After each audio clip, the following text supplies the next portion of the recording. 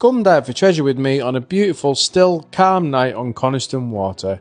I normally find something crap to start off with, but this time I found a porcelain cat. No idea how old it is. I'll check when I get home and do some research. Then I found a ram's horn. Never found one of these before in the water, so that was quite weird. And then I found some bracelets or beads for someone's hair. I had a little swim under the jetties. Sometimes the boat traffic stirs up the silt and uncovers things that you've not found on a previous dive. But all I could see was this little school of perch.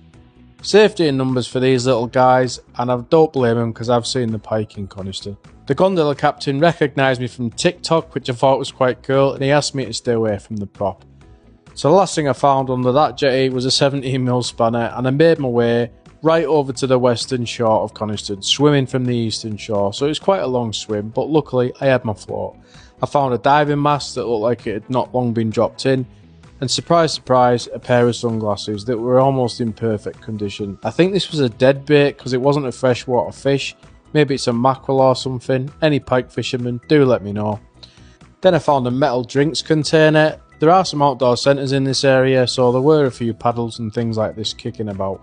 I found the second duck I've found in a week, and it was a nice surprise because I've been playing Metal Gear Solid 3 this week, so there you go. There was a few bottles kicking about. Most of them were middle of the century, not particularly old, but one or two of them did have some embossing on that I hadn't seen before, so I did decide to take a couple of these home just so I could do some research and put myself down a Wikipedia rabbit hole later on. Found one of these 1970s hee pimp pushers. I'm glad that's in the lake because I wouldn't like to see someone wearing these anymore. Then I found this bottle which I thought looked quite modern because it was in good nick, but when I dug it out I was well surprised because it's well old. If you look closely you can see the applied lip on the top. That means it's probably late 19th or early 20th century. This was a boat trailer, I think, by the looks of it, and right next to it there was a dead perch. This guy was frozen solid, so been dead for a while now. No idea what it died of, but his head was absolutely mangled. This was a compass, one of them ones that you used to use in school to do orienteering, and right near that, half a fishing rod. And a beacon light that looked like it was off like a mast on a boat or something.